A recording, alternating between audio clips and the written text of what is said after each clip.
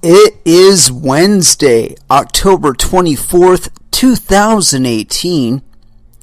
It is 8 p.m. Pacific Standard Time, and so you know what time it is. It's time for a little bit of coin metal.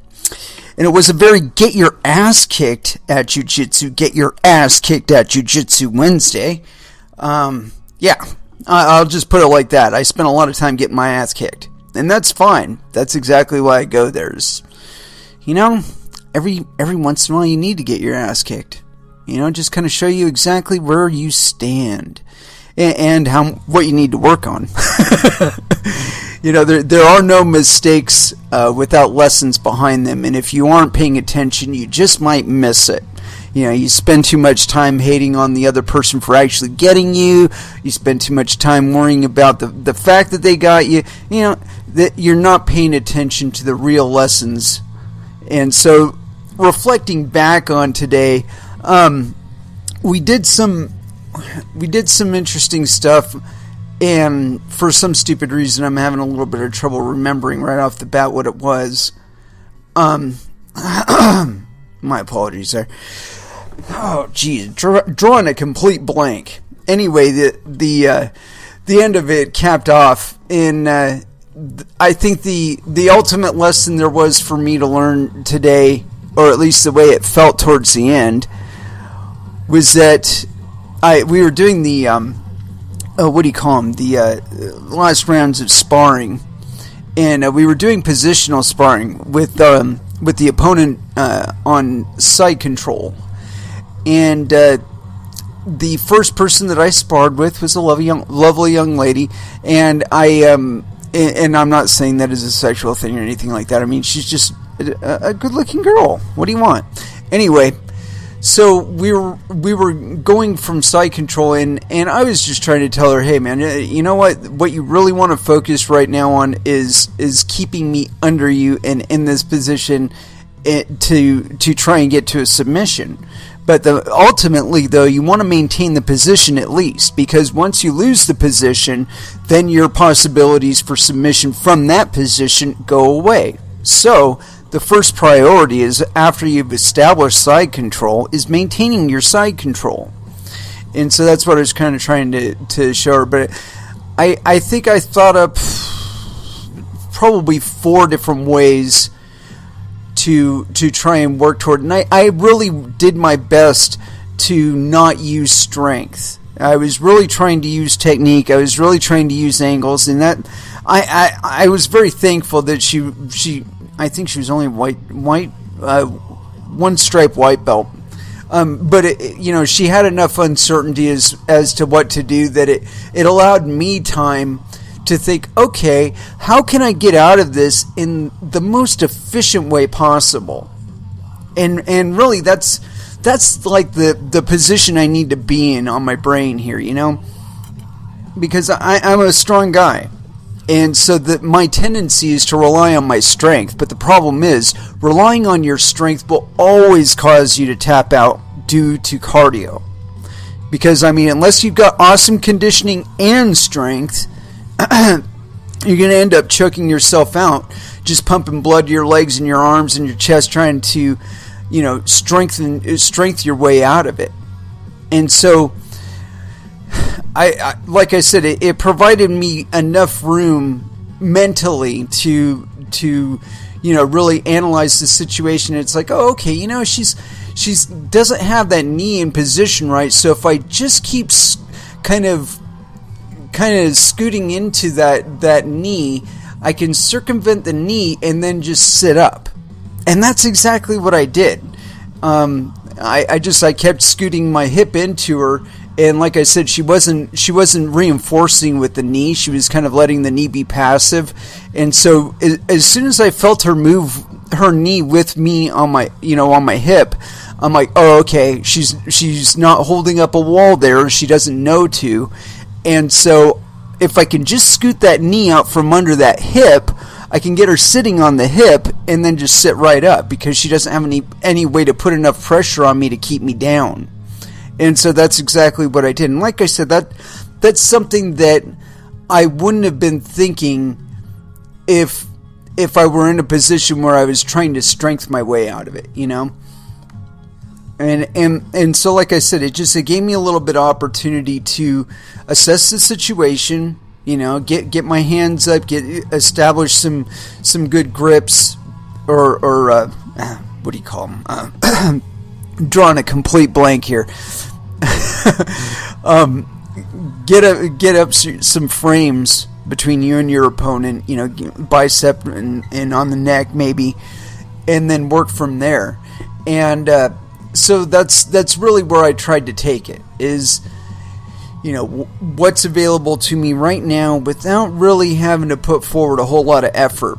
And so I just had fun with it, you know. I mean, she's early enough into it that, you know, I wanted to try and encourage her. I didn't want to overpower her right off the bat to, you know, show her what's what. You know, that's just stupid kind of thinking. I wanted to encourage her. And so, like I said, I didn't try and exert so much strength as I did just, you know, really using the position and trying to analyze the situation for what it was, where the pressure was, and what I could try and do to get out from under it.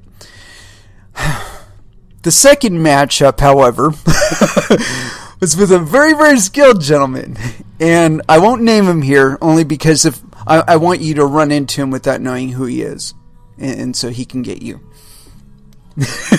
Anyway, this gentleman is a little bit taller than me. And his limbs are a little bit longer than mine. But he's very, very fast. And he's very, very technical.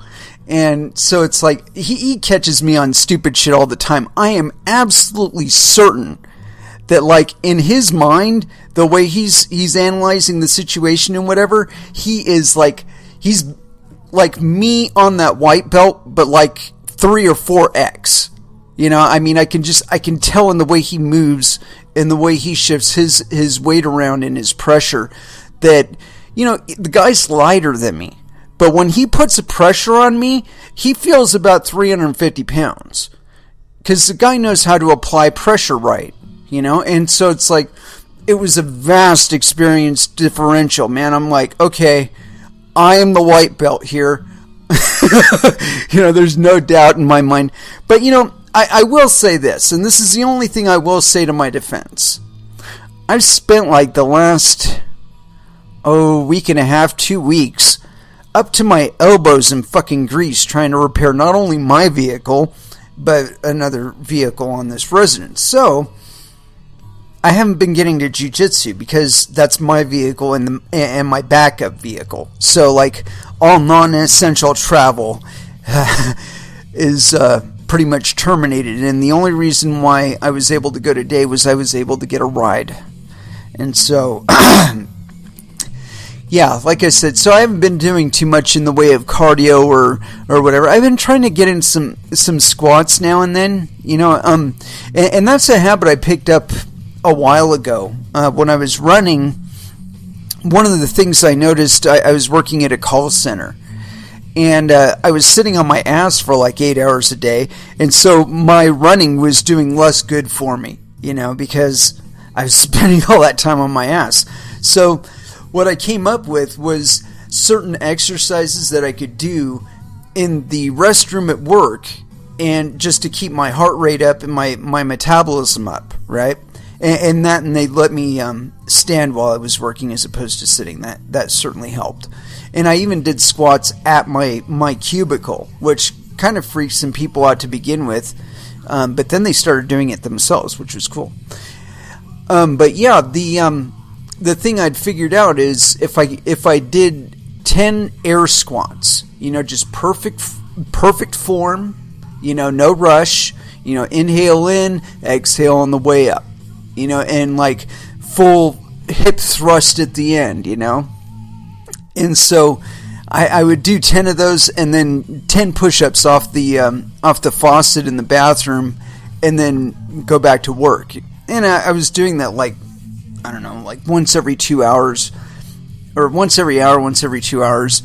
And it got to the point where they're like, you know, they called me into the office, and they're like, you know, your output is fantastic. You're doing about like, 1.1%, 1.1 times what everybody else is doing on the floor.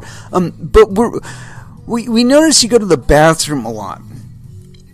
I'm like, I'm sorry. And they're like, well, we're just like worried you're like snorting something or shooting something up in the bathroom. And I'm like, no, nothing like that. I just go in there and I pump out a few push-ups off of the faucet. And then she stopped and she looked at me and she's like, you do what? I go, I do some air squats and then I do some push-ups off the faucet.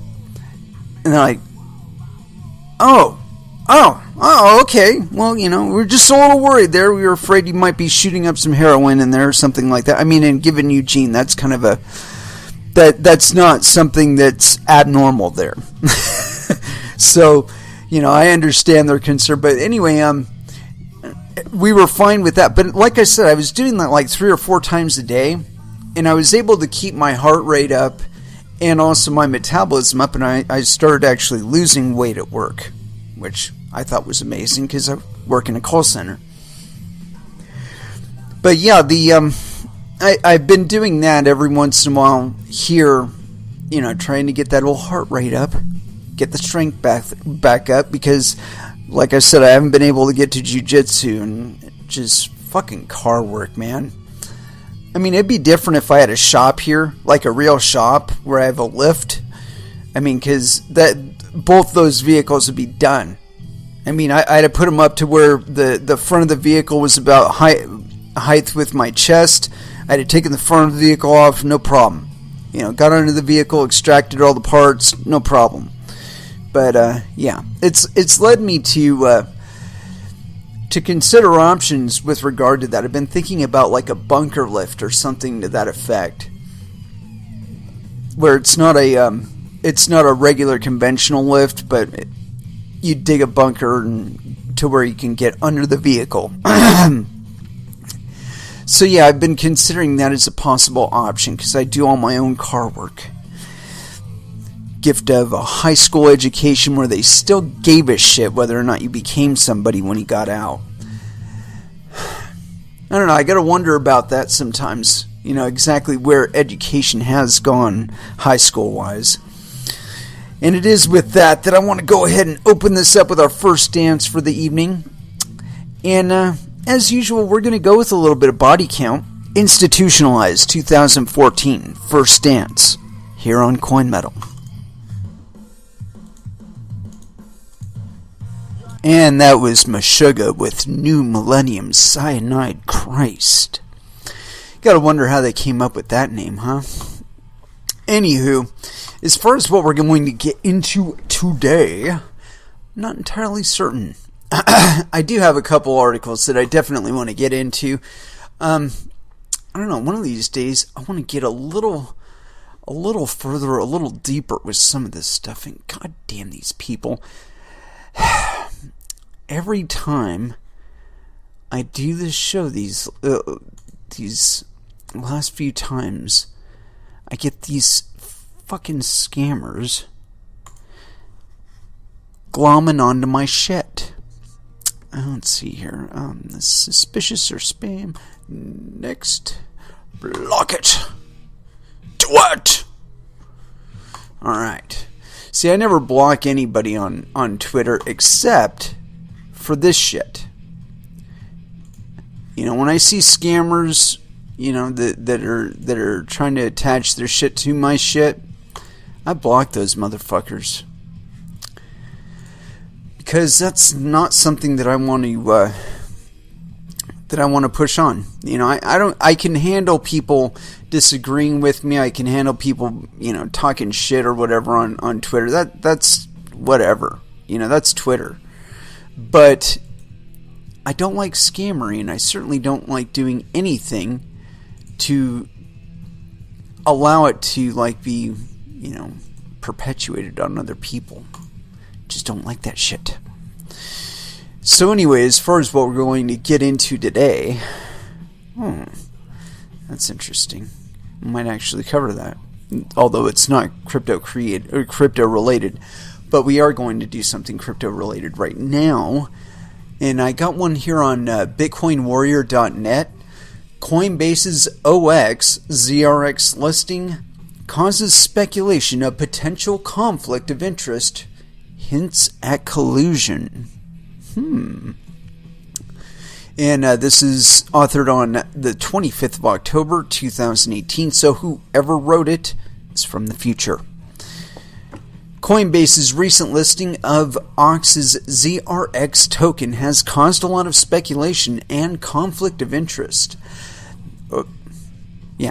This is due to the involvement of members and the events leading up to the listing of the ZRX token, among 4 other potential tokens. The conflict of interest arises as The Block, a news portal, confirmed a direct connection between the token listing framework in 2017 and an investment firm, Scalar Capital, which invested in the public sale of ZRX. ZRX was listed on Coinbase a month later. Additionally, Linda Z and Jordan Clifford, founders of Scalar Capital, were both former employees at Coinbase. Furthermore, Linda Z is married to the co-founder of the OX project, Will Warren. 3 out of 5 advisors of OX project were the employees of Coinbase. The connection between Coinbase and Scalar Capital is bridged by Maxim Stepanenko, an engineering manager at Coinbase. Maxim was involved in the development of the token listing framework along with Z. According to the pitch deck obtained by The Block, Scalar Capital possesses, quote, asymmetric information and, quote, early access to the projects. In 2018, Coinbase decided to list additional tokens to their listing and considered Cardano ADA, Basic Attention Token, BAT, Stellar Lumens, XLM, Zcash, ZEC, and OX, ZRX. Why not Verge? Coinbase's arbitrary listing of ZRX ahead of XLM and ADA makes no sense, and there have been questions and speculations about collusion. ZRX had been trading outside the top 25 market cap before its listing, and being a pre-mineable token, the community is unsure if it could get affirmation from the SEC as a utility token. User CryptoRand commented on the matter, quote, every time that Coinbase talks about new listings, this ZRX picture comes to mind. I need help. Another Cravallo tweeted, another user, John Cravallo, tweeted saying, quote, hey Coinbase, do your listing requirements say anything about conflict of interest, or are you just going to keep listing your own coins and the ones made by your friends? Coinbase is the poster child for cryptocurrency exchanges in the US, the most trusted brand in the space. With the recent investment by Tiger Capital, Coinbase has a potential $8 billion valuation. Coinbase in particular faced a lot of speculation when it came to the listing of tokens on its exchange. The listing of Litecoin back in April 2017 caused quite a stir due to the conflict of interest as the project was developed and listed by Charlie Lee. Litecoin was the 3rd token to be listed on Coinbase back in 2017. This decision raised quite a few eyebrows, and media yelled conflict of interest due to the fact that Charlie Lee was the developer of Litecoin, and helped list his coin when he was still at Coinbase as the director of engineering. Bitcoin Cash did something similar in December of 2017. Post-listing, the price of the coin skyrocketed and came to a halt when Coinbase decided to halt transactions amidst the investigation of possible insider trading by employees. the cryptocurrency community has connected the dots with facts out in the open and is strongly speculating of insider trading and collusion between the mentioned entities. Yeah. Now, I talked about the Bitcoin Cash thing when it happened, and my own impression right off the bat was it was a bunch of bullshit. And the reason being is that Bitcoin Cash was already listed on other exchanges months in advance to the listing on Coinbase. So, or I don't know, at least a month or so beforehand. I mean, I know it was available for trading on Bittrex before it was available on Coinbase. So this whole bullshit about it being quote-unquote collusion, give me a fucking break. The market was already doing what it was doing with fucking Bitcoin Cash before they got listed on Coinbase. The fact that it skyrocketed after it got listed on Coinbase is not anything to be surprised about. Most people that have been involving themselves in cryptocurrencies within the last couple years, their interface with crypto is in fact Coinbase. Because Coinbase was able to do something that a lot of other exchanges were not able to do, and that was cash out US dollars. Okay, they were willing to put that in your bank, whereas not a lot of other, well, I don't know, at the time that they did it, they were one of the first to be able to do it. But I think their position is temporary. You know, I think that the way they've been hunting around for other ways to interface with cryptocurrencies, I think it's indicative that they are listening too much to the institutional money and not trying to serve the smaller people better. I mean, I think that's the one of the big problems with this space. I heard somebody, I talked to somebody when I went to see Henry Rollins, which was where I was on Monday. Terribly, terribly sorry for those of you who regularly listen, but Henry does not come here very often, and he did come here, so I had to be there. I did not get to meet him, but I was in the front row, so I don't really give a fuck. Anyway, yeah, the way they've been ferreting around and trying to find new ways in to the cryptosphere and interfacing with the cryptosphere, it tells me that there's something fundamentally at issue. You know, whether it be that they're not really solvent, that they maybe have a few divots in their portfolio. It's certainly a possibility. Everybody else has portfolio damage over the last couple months, at least couple years. Well, I don't know. It's been damaging since last December. But you know, these are cyclical markets, just like any other market, and so yeah, I don't. Anyway, like I was saying, I was talking to a guy during that, and he was saying the same bullshit that we hear in a lot of these articles. That, oh, when the institutional money gets in, then I'll be interested. Dude, if after the institutional money gets in, you're not going to be able to afford to be interested. That's it. You're not going to be able to afford to compete with them. You know, they. I don't know. I think we may have failed the world, or at least in the news. I think we have, and in the media we have.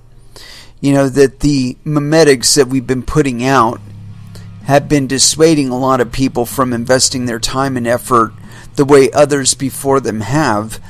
And they're doing things like making Coinbase accounts and dealing with Coinbase and Coinbase's fees, and they're not really interfacing with cryptocurrencies. It's solely a speculative article to them. They've never read the white paper.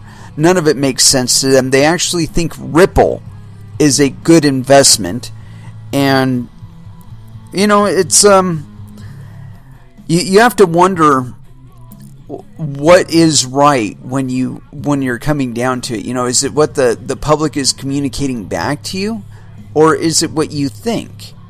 And I think it's what you think, because you are the market.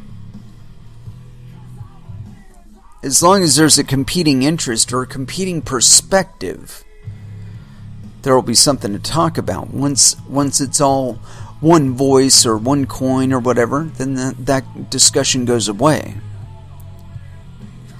But I think that's the comfort that I have in cryptocurrencies, that regardless of what machinations may develop around us, that there will always be a way to convey monetary value from one person to another without the assistance or participation of a third party. Now, I don't see that Lightning Network is really the way to do it, but that's my perspective. And I'm not the only one out there. You're free to think whatever you want about it. But don't let anybody tell you that you don't have the ability to think about it, that you don't have a choice in how you do things here in cryptocurrencies. Don't let anybody tell you that. I don't give a fuck who they are. Anyway, so yeah, we're done with this. Coinbase listing ZRX. I questioned it because when you look at the listing of other cryptocurrencies out there, Monero is a much better candidate. Fucking Verge is a much better candidate. We're talking about coins that have had functioning networks that are not intrinsically related to Coinbase in any way, shape, or form. And there's just no reason not to. If they're interested in helping the crypto community, or functioning as an interface between the crypto community and the fiat world, then why not list the top 10 coins? There are other exchanges too. I mean, where do you think we get the price for them? So yeah, Coinbase, their intrinsic relationship with ZRX, that doesn't bode well.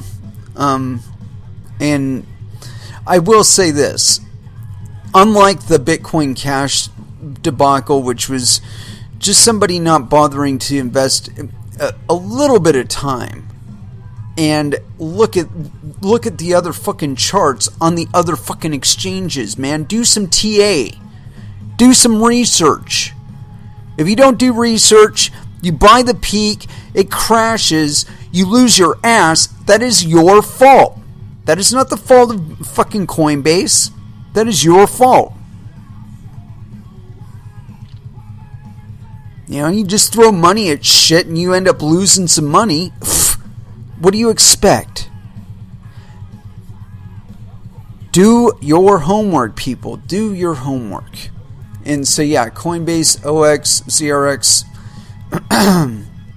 I don't know that it's going to bring them any more legitimacy to be listing additional articles. I think if they were really serious about maintaining a foothold in cryptocurrencies longer or permanently, they should be focusing on trying to do everything that they do without the friction of any state or federal government.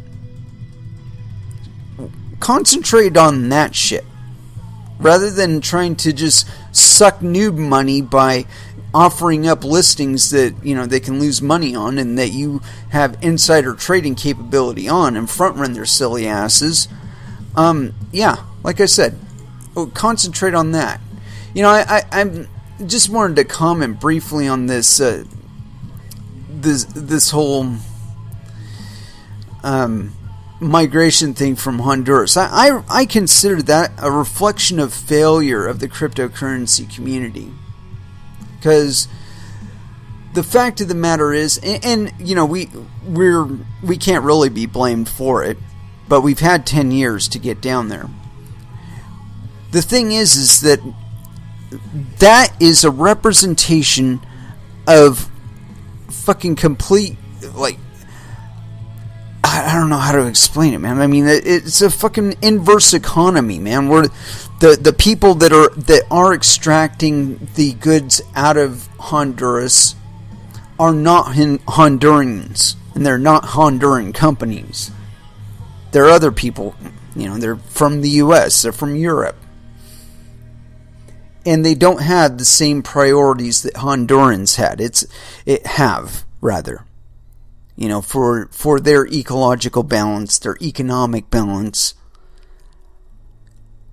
And because of that, they're suffering and they're having to move. At least that's my interpretation of what's going on right now.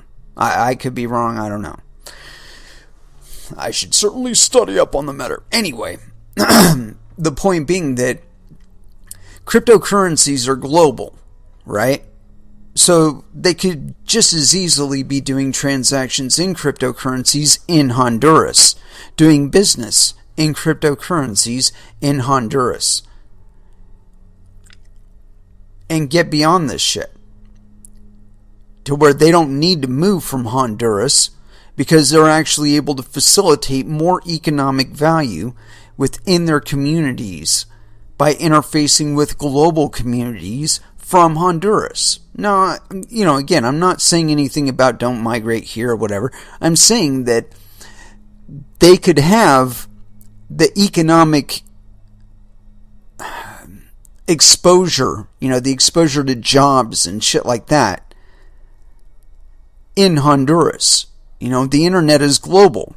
So, it being global, there's no necessity to be in any one specific place at any one time to be able to interface with it, of course, assuming that you have the infrastructure. Now, I mean, we're what? The 60s, 70s, it didn't really become public until the 80s. Although, I will say this, I read this interesting thing about the Bancor, the original Bancor idea. And that, I'm pretty damn sure it came out of Argentina or Brazil, or it came from either South or Central America. And they had it all planned out. And it was really interesting in that, it was figured out that they would be able to control the economy and whatnot by fluctuating the value of currencies across the span. But they came up with this shit in the 60s. Okay? So the capability, in the mind had already been down there since the 60s. So if all they did was try to facilitate that through the investment in their electrical and their telecommunications infrastructure, that they would have already set the groundwork for internet. Fortunately for them, they didn't really develop like that, and so they don't have all the cables in the ground and all the territorial bullshit that's associated with that. Now they just have to do line of sight shit across their landmass. And I think that's really where we need to go with internet, is trying to get beyond wires. Because that's something that disturbed me about Tesla and his Hyperloop gig. I really think that we should be trying to migrate towards more freedom. In my mind, the Hyperloop is an acceleration or a progression towards more control. Because what choice do you have as far as the travel between point A and point B in the Hyperloop? You're probably going to be ferried from one end to the other, and there's no, hey, let's go to McDonald's. It's one path from one place to the other. Now, if you had an air car, something that flew, that you could climb in and fly wherever the fuck you want to go, whenever you want to fucking go there, you have the freedom to say, you know what, let's go to McDonald's. Land at McDonald's, drive through the drive-through, take off again, right? That's the kind of freedom that I feel like we should be trying to migrate towards. between solar power and other sources of renewable energy and regenerating energy that we're developing these days, that those enable the type of freedom that I'm talking about. But it seems like the idea is to force us into an ever tighter cage, that you get out of bed in your little box that you live in, you get ready for work, you get in the hyperloop, it takes you to the building that you work in, and then you go into the cubicle that you live in for 8 hours a day, and then you get out of there, you go in the hyperloop, and it takes you back. And that is human life, according to this idea. See, I want it to be, you get up in the morning in your house, and you go out to your garden and you water it, so that you can have your own food that you're growing. Maybe you tend some chickens or another source of protein, such as fish. You feed them. And then you get in your air car and you set it to fly to a lake. And after you take off, you log on to work, you check what you have to do, check if you have to tend anything, if you actually have to go to a physical location to do your work for the day. And if so, set course for work, go do your work, and then set the course back to going to the lake, and go to the lake until you get an alert saying, hey, go back to work.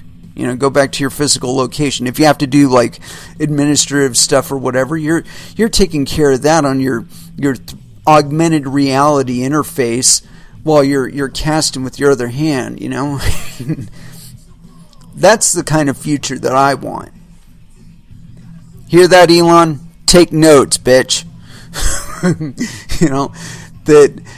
That's the kind of future that we're being that is being facilitated. I mean, all you need is a goddamn iPhone or some shit like that, and that thing has more fucking computing power than you need to facilitate the kind of reality that I'm talking about.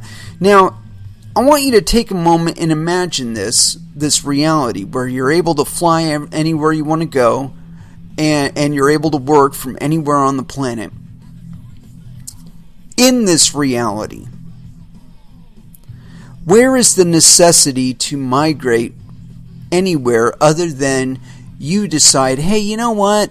It's much nicer in the Mojave Desert this time of year. Let's go down there, check that out. Maybe there's some trout fishing or some pheasant hunting or something to do out there. Hang out there today. Or this month. Or this year, or where's the necessity now to be in any one specific place at any one specific time to do any specific thing? It is gone. We are living in the 21st century with digital communication, digital money, digital entertainment, virtual spaces. And yet we insist on trying to keep the 1950s alive, where the entire planet is dependent on a few finite resources, and we have to blow up fucking mountains, and we have to invade other fucking countries to sustain our demand for energy. It doesn't make any fucking sense to me, people. It does not make any sense.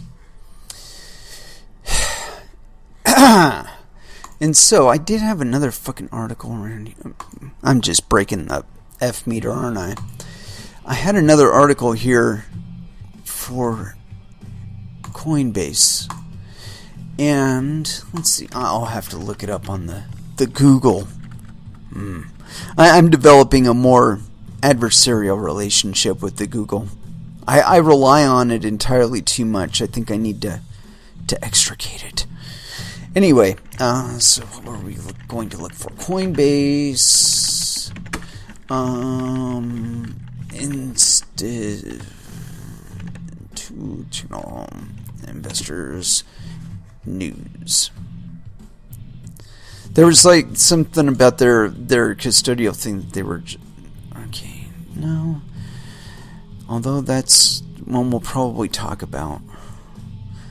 I'm trying to find this thing. Here it is. Now this is another one of their ventures, Coinbase's ventures, where they were trying to attract quote unquote institutional money.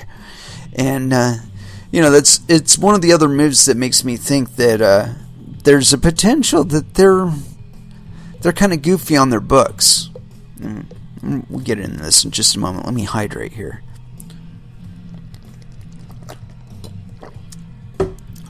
And this one's on newsbtc.com. It was authored October 24th, 2018 at 9:30 a.m. by Nick Chong. So yes, penis. Regulatory green light. Coinbase custody to launch in New York State. And this is not the one we were looking for. Damn it. No, this is it. They might have gotten regulatory green light on that, but I think this one was more important. This is on newsbtc.com, and it was actually authored on the 12th. It was by Tony Spilatro. And so yes, penis. Coinbase killing index fund due to lack of institutional interest, prompting staff exodus. Leading U.S. cryptocurrency exchange Coinbase is reportedly considering killing off a cryptocurrency index fund product it launched earlier in the year due to a lack of interest from accredited institutional investors. And it could be the reason key executives are exiting the company for greener pastures. Either that or it was to go to ZRX or ZFX or whatever the fuck that coin was. Anyway, Coinbase considering ending Coinbase index fund due to focus on retail bundles. Ugh. Back in March, the Coinbase asset management team announced the Coinbase index fund. While the initial buzz around the announcement was strong, the cryptocurrency market's continued decline apparently spoiled the product's June launch and has only seen lackluster interest since. This is according to information provided to The Block. God damn, we're getting a lot of references to The Block. I'm going to open them. From an anonymous source, quote, with direct knowledge of the situation.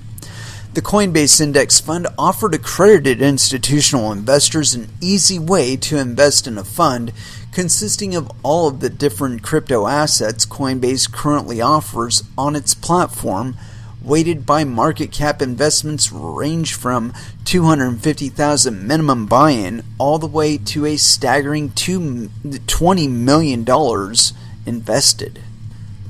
Whoa. The Block source says that the product suffered from a severe lack of interest, driving far less revenue for Coinbase than they had been anticipating. Coinbase had expected better performance driven by a, quote, strong demand from institutional and high net worth individuals. Coinbase has spent much of 2018 preparing for the influx of institutional investors that still has yet to happen in a meaningful way that directly impacts cryptocurrency prices. In addition to the Coinbase Index Fund, the San Francisco-based exchange has also released other products and tools for institutional investors, including a custody product.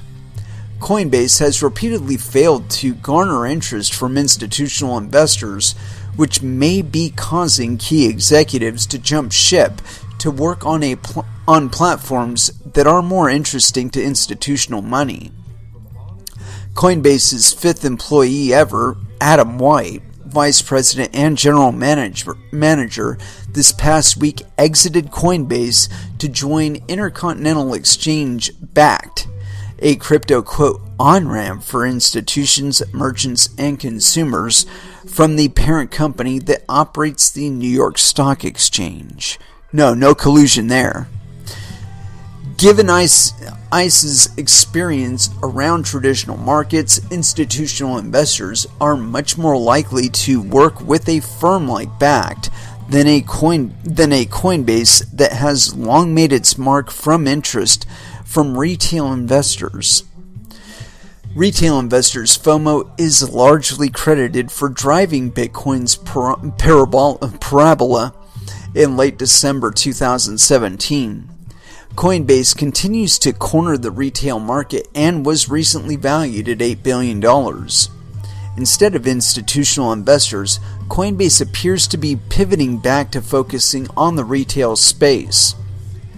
Last month, Coinbase launched Coinbase Bundle, a cryptocurrency index-like fund weighted by market cap, similar to the Coinbase Index Fund, but with a minimum buy-in of just $25. The new product takes the guesswork out of cryptocurrency investing, all without the $250,000 minimum investment. Yeah, so there you have it.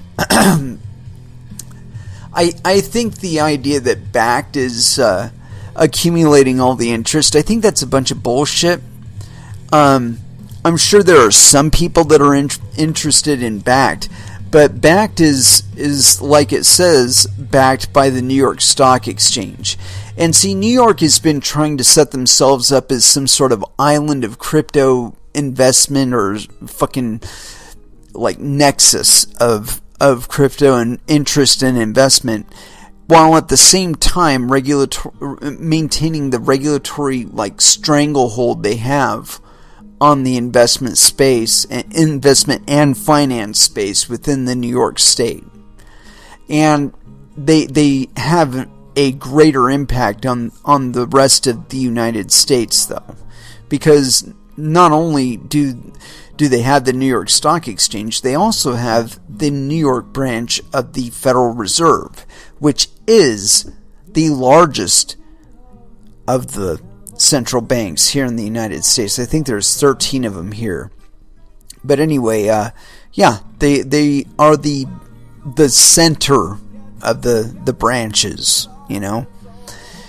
And so they actually have this idea that they're the kings of finance and economic decision making and whatever in the United States. They actually place themselves above the U.S. Treasury in their role, and to such an extent that the U.S. Treasury, I believe they are currently in court through the I want to say it was the OCC, but I'm not entirely certain on that. You might want to check it out. But yeah, the New York branch of the Federal Reserve, I believe, is currently in court because of their bullshit.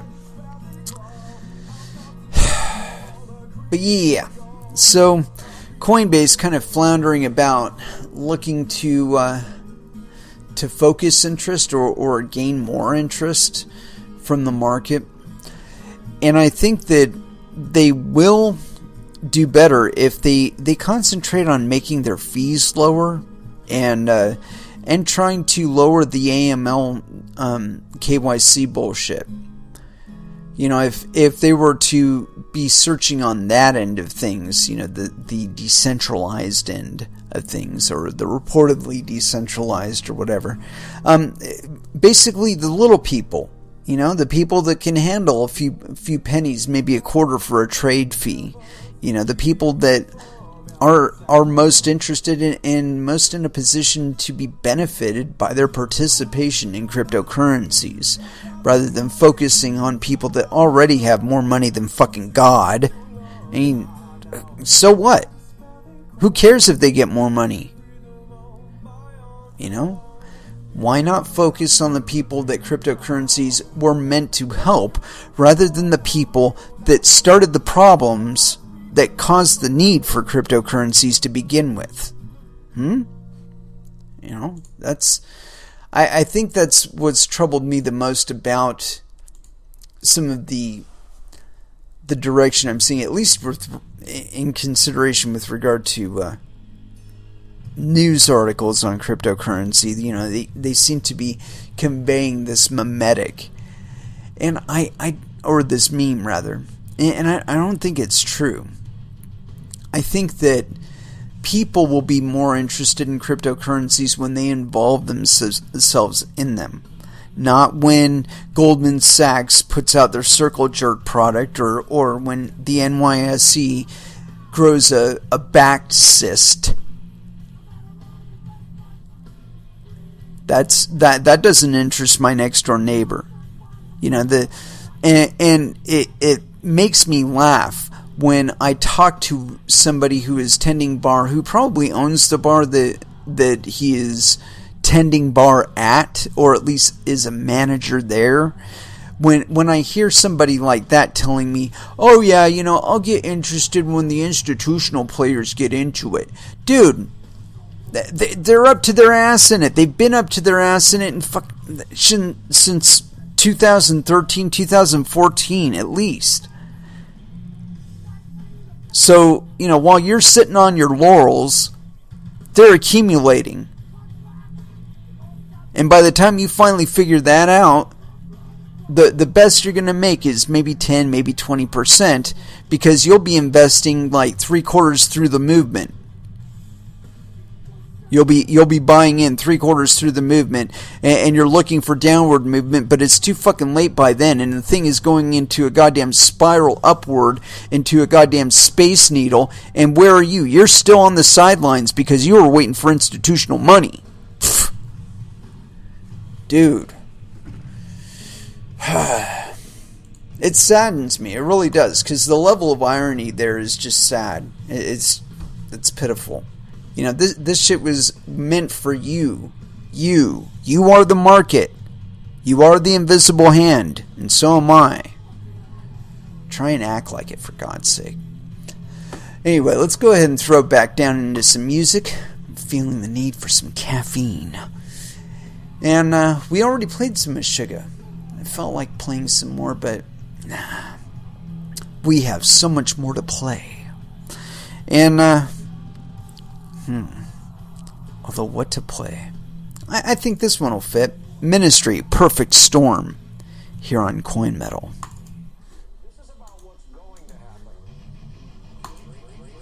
And that was Static X with Shadow Zone.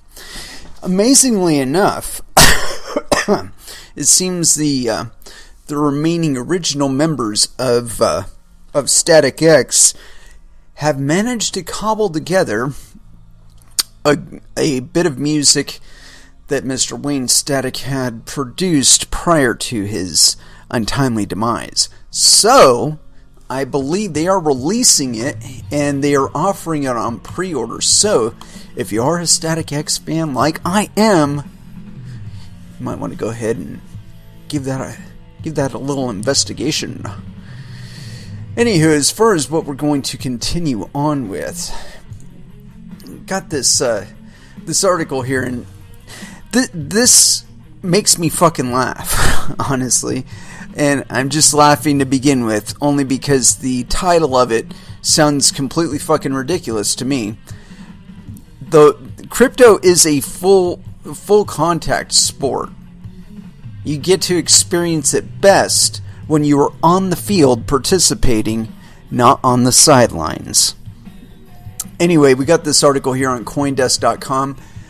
Distributed ledgers, not tokens, are the true heirs of Satoshi's vision. And this is by Adam Krellenstein, October 23rd, 2018 at 4 UTC.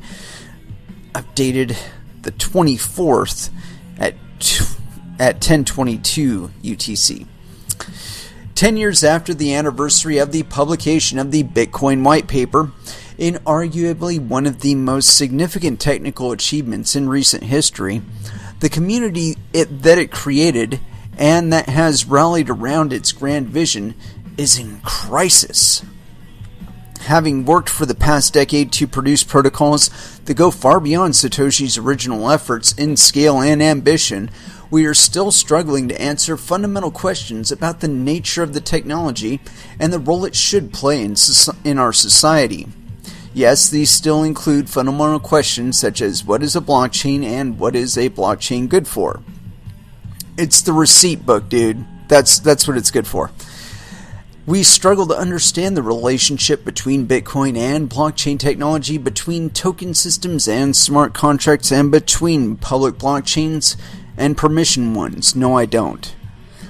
There is one camp that sees blockchain technology as being best suited for creating digital currencies, tokens like Bitcoin itself, and then there is another that sees the technology as promising for creating new kinds of decentralized computer applications, quote-unquote smart contracts. Simultaneously, another fight is going on about the value of different types of blockchain networks, specifically whether blockchains should be, quote, public so that anyone can join the networks, or, quote, permissioned, where the members of the network is more or less fixed. In fact, these two arguments are tightly linked. It turns out that token systems are more useful than smart contracts when layered on a public blockchain consensus protocol. Tokens and more tokens. Looking back to the Bitcoin white paper today, it is striking that Satoshi was exactly right about the best use for a public blockchain, a digital currency, and payment system. The white paper only talks about token systems and public blockchains, so we are left on our own to figure out how best to take his seminal invention and extend it to additional use cases, and many have tried to do just that. For my part, I've spent a lot of time thinking about these issues, having had the rare experience of working closely with both sides of both debates. First, as one of the creators of the cryptocurrency Counterparty, and then as one of the founders of Symbiont.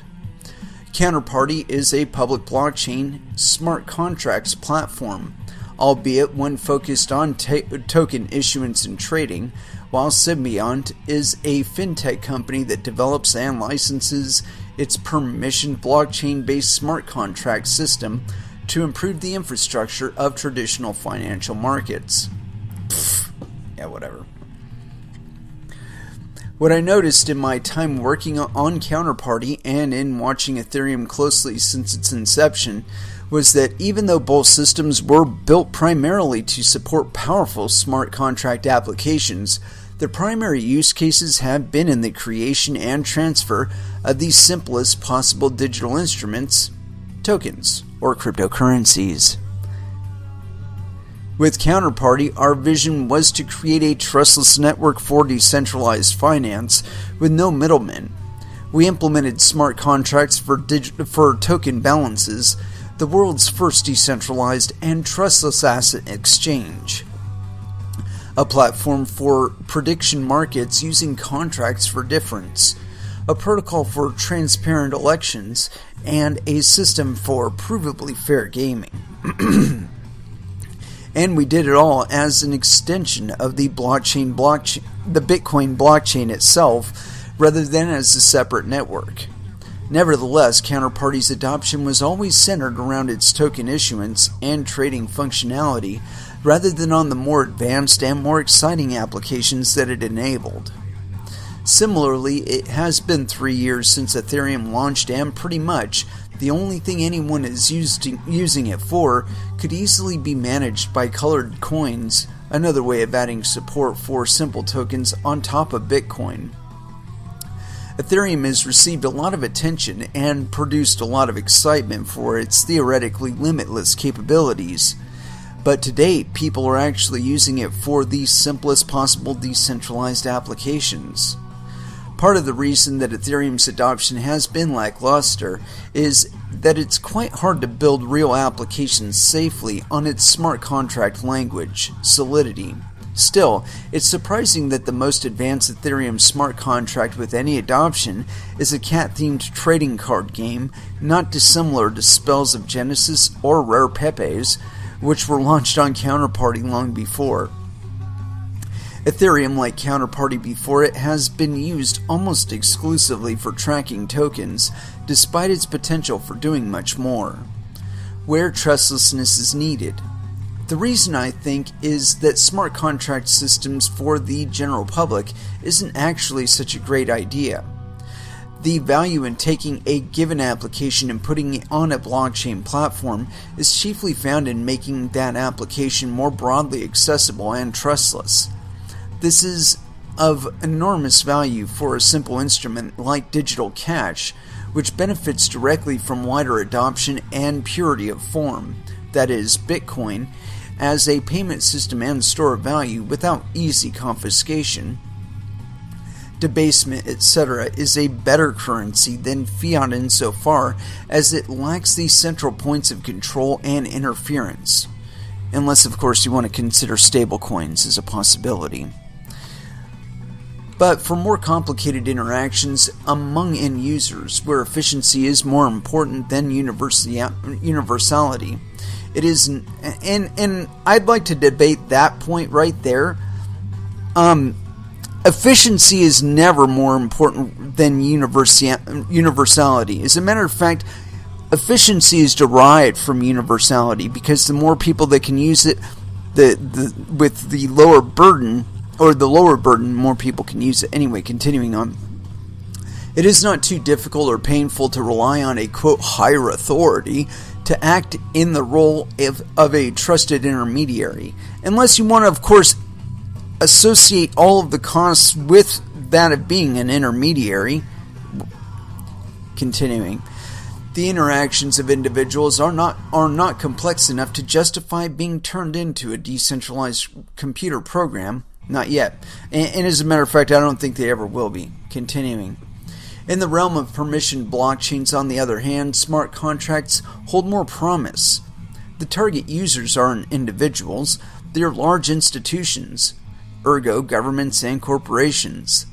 The greatest benefit of permissioned blockchains is not more inclusiveness or transparency, but rather greater consistency and correctness than existing infrastructure, which is incapable of a providing single source of truth for multiple parties in a decentralized fashion. And I'll tell you what, that's specifically why they will probably never be utilized for that purpose until we completely collapse the current existing governments. Because they rely on theft, graft, bribery, extortion, continuing on. Enterprise DLT aims to take existing business logic managed by faxes and phones, then codify that logic as a shared computer application which automates workflows and reduces operational overhead, i.e., fires people. Large institutions tend to engage with their peers in intricate and complex ways, and insofar as they are large institutions, there is no natural third-party, quote, higher authority that they could rely on for global coordination.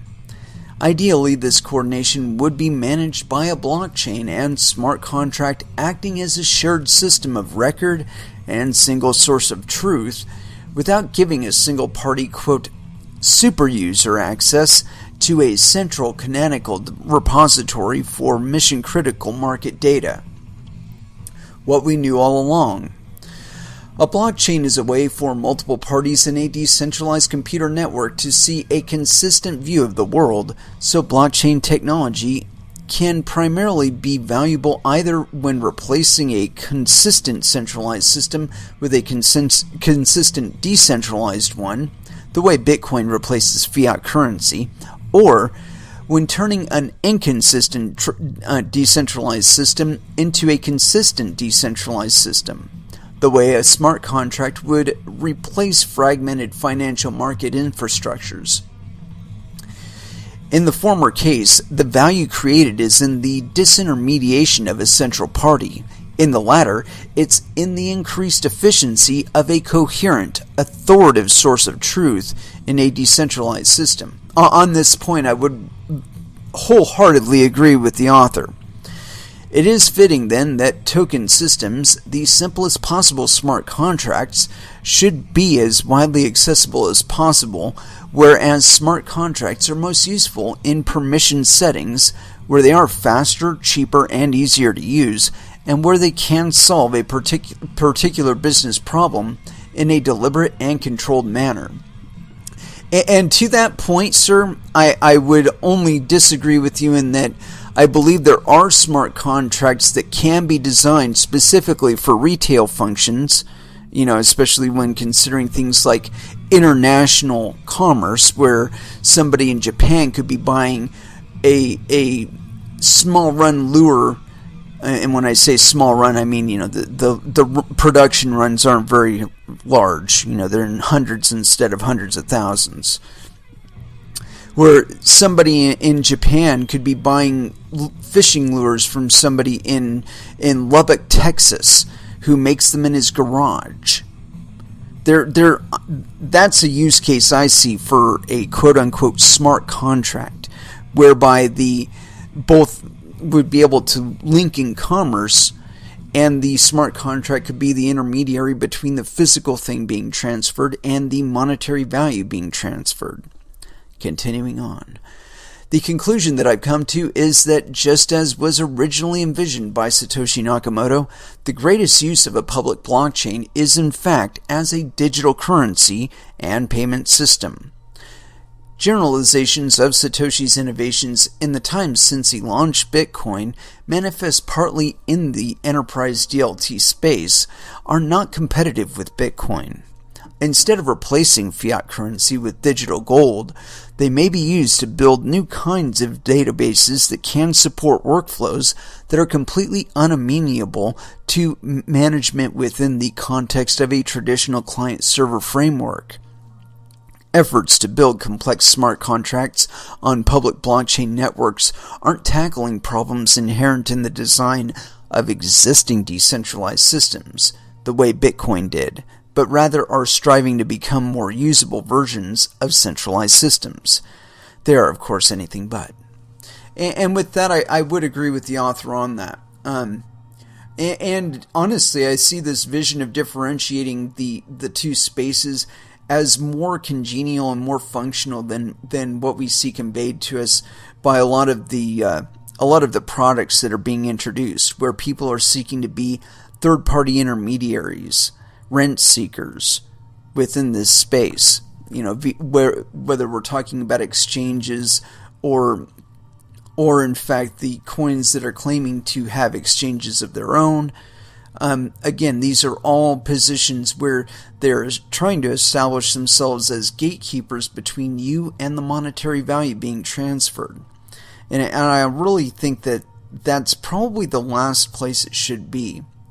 I've been thinking about it a lot as far as an alternative way to value cryptocurrencies. And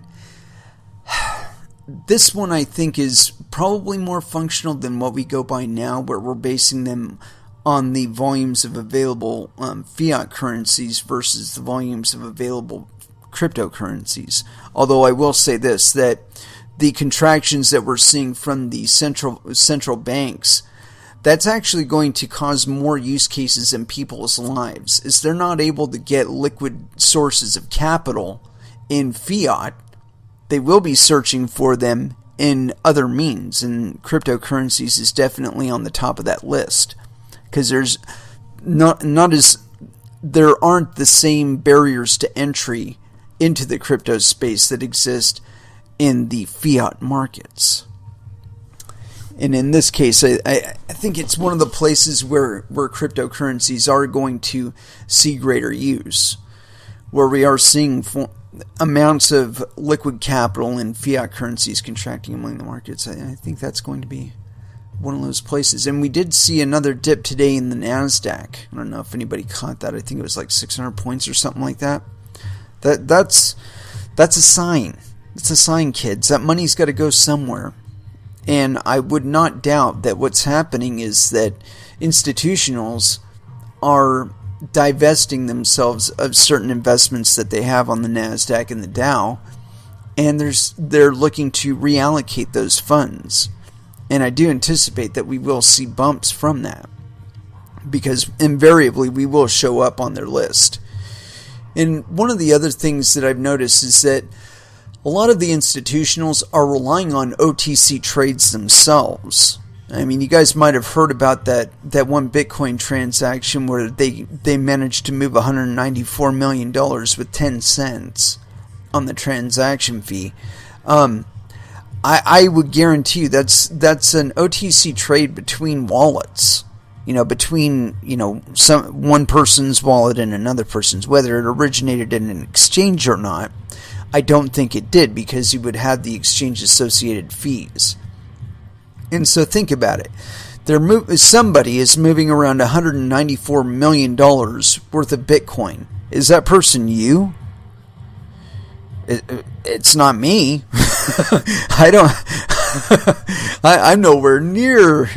No, I don't even have 1 million, much less 194 million. I mean, that's a shit ton of money.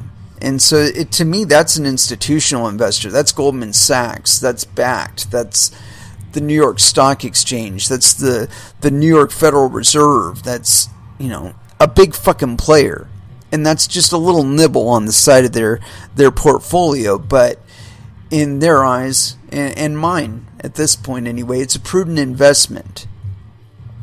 And this is another case where you can see that cryptocurrencies level the market the market. I mean, they make it to where everybody is equivalent.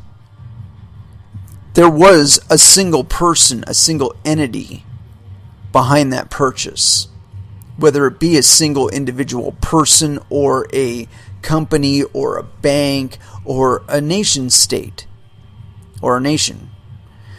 We don't know. At least not yet. I'm sure somebody's scouring the blockchain, trying to find out associated transactions and whatnot and hunt it down. But the point being that we're seeing those transactions on the Bitcoin network. And this is one of the reasons why, I think anyway, there's this pressure to use stable coins and things like Liquid and sidechains and shit like that that's off of the blockchain. Is that we can conduct those transfers and nobody knows that they happened except for the people that were involved. And that's really cool, but it's being facilitated by a third party. A third party who will, in most cases, be required to acquire licensure and insurance and so on and so forth.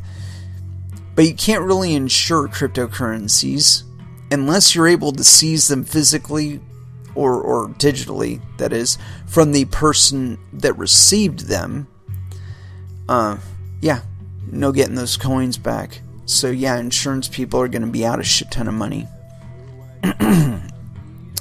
And they're not going to be able to insure actual volumes of Bitcoin unless, of course, they're the entities that are buying $194 million with them now, worth of them now, in anticipation of a significant upclimb in price.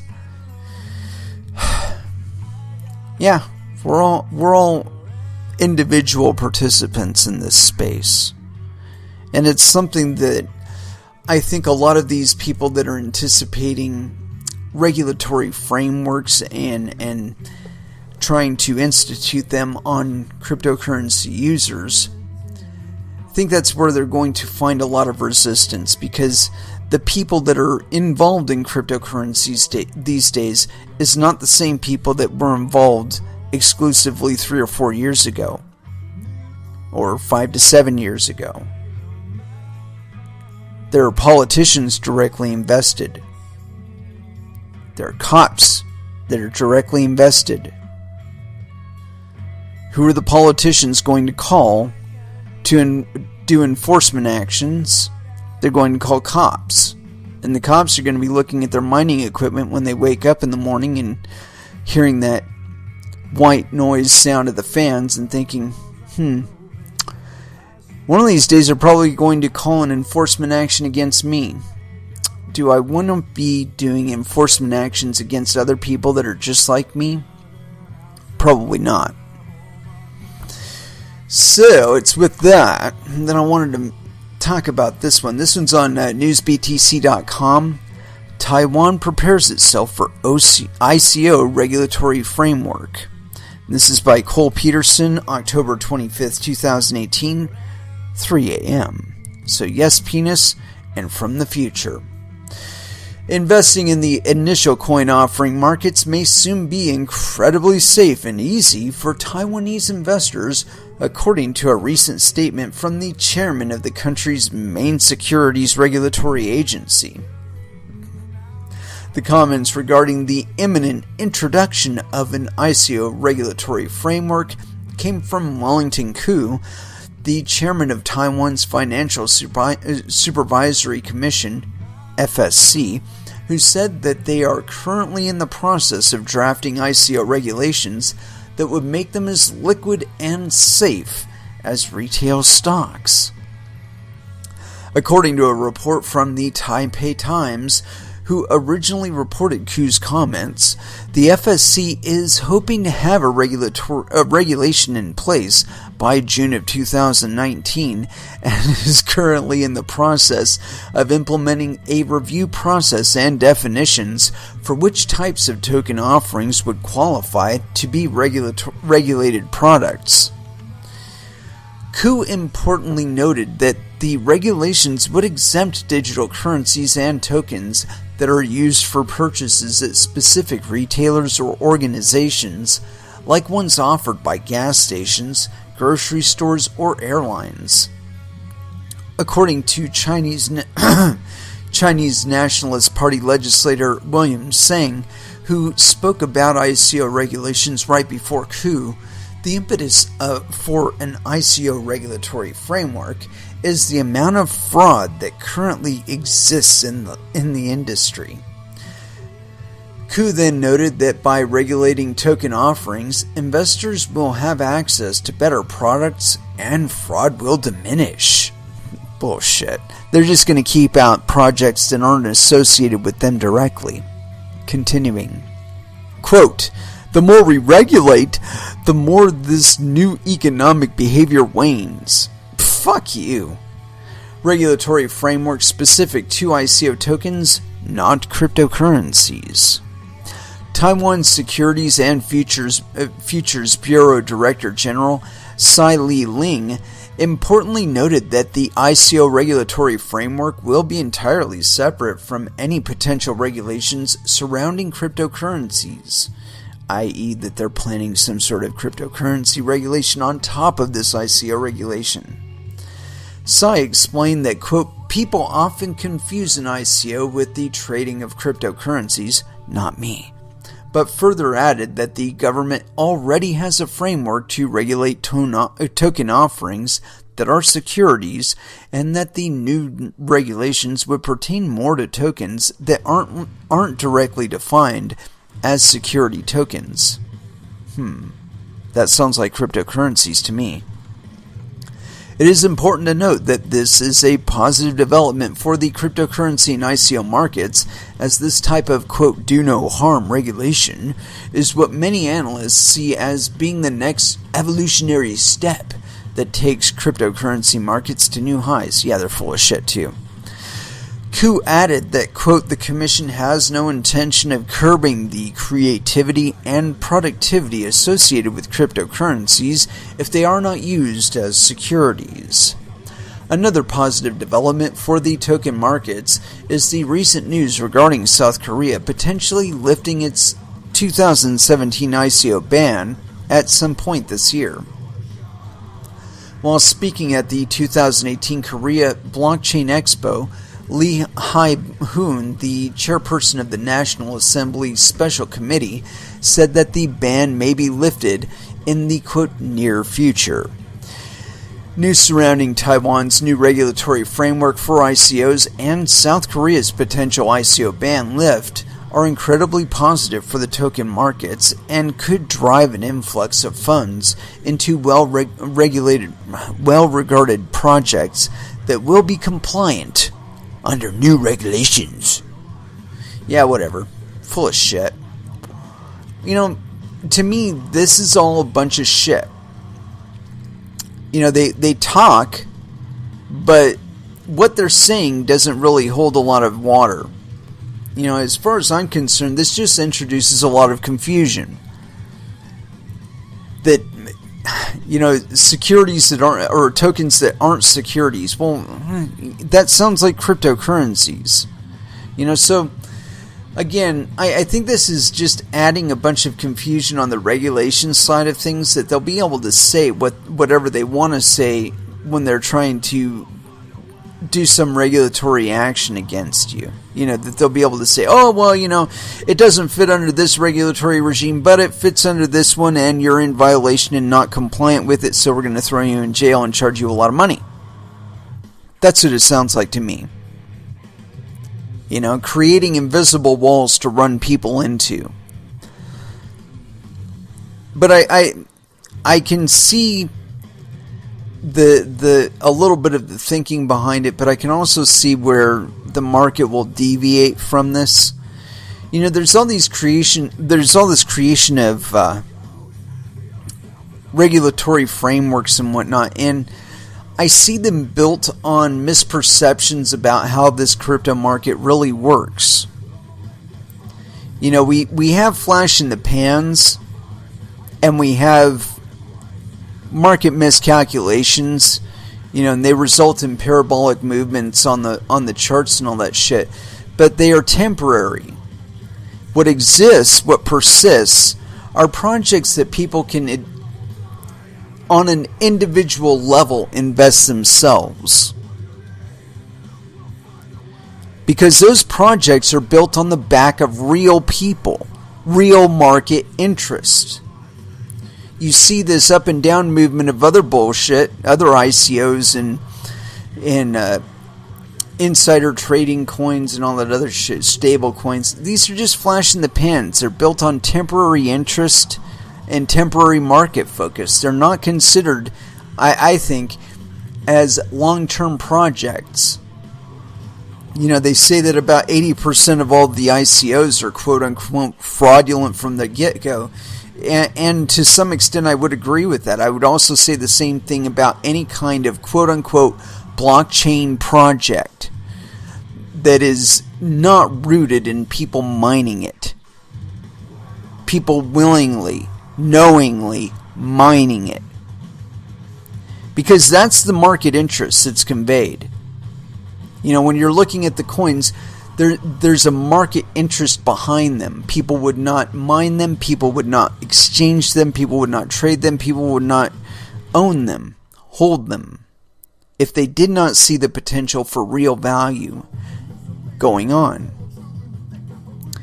And this is one of those points where, I look at stable coins and all I see is a token that could be used to divert value from the true value from cryptocurrencies.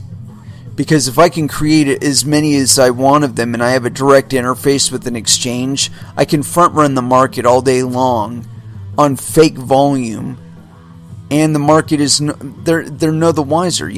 I can afford to buy as many as I want and sell them at a loss as I want, without experiencing an actual monetary loss on my own books, because I'm creating fictional coins and trading them as real coins. This danger is no different whether it's your next door neighbor pulling a fucking BitConnect scam, or Tether creating fictional USDTs and importing them to Bitfinex with the complicity of Bitfinex. We don't. That's just an example. We don't know. We're just speculating.